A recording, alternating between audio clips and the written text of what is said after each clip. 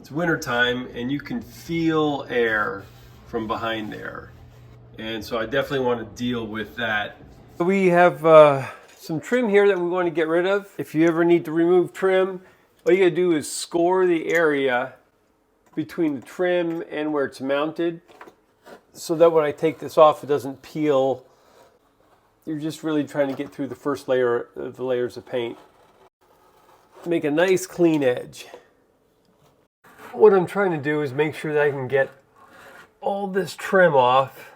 Behind there, I'm suspecting that there are some gaps.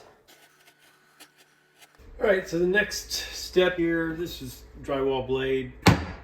Something that's fairly thin to just make that initial separation. If I use a screwdriver, it tends to deform the wood a whole lot more.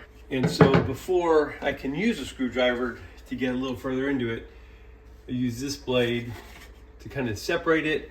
And now I can get the screwdriver in there.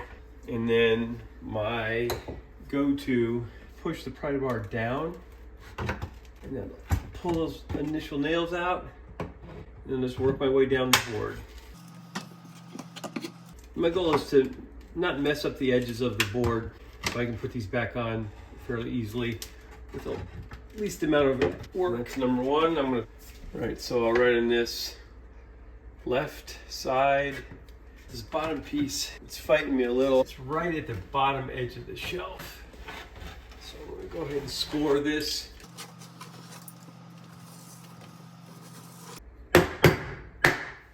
It up.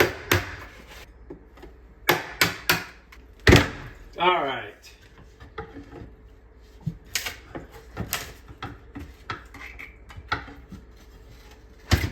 Okay.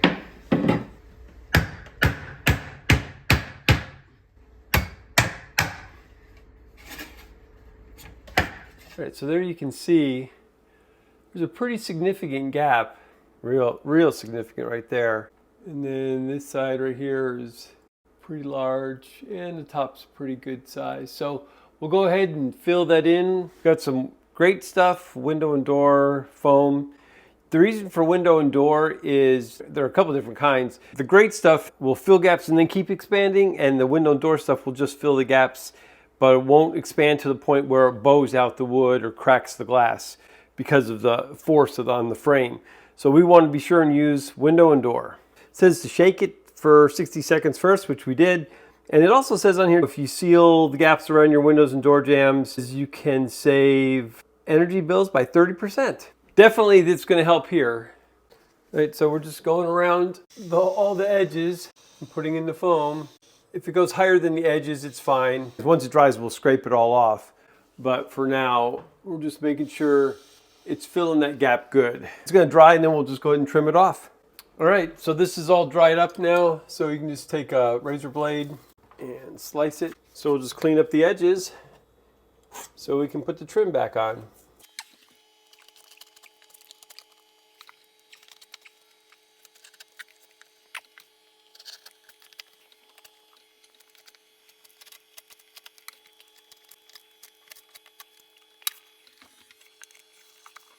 All right, so I got a nail gun here. It's a lot easier to use one of these on this trim where I'm reaching way over here rather than a hammer.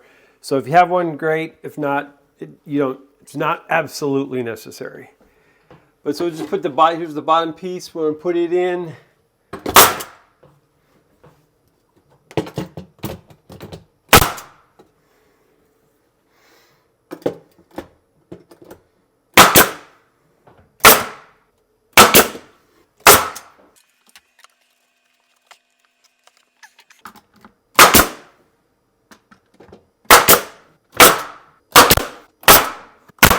So there you go. Basically, it's done. All I'm going to do now is caulk, paint, and finish, pretty it up.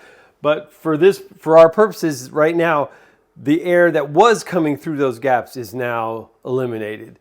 It should make a big difference when we're standing in front of the sink on a winter windy day. Hope this video helps. Don't forget to subscribe, like, and we'll see you in the next video.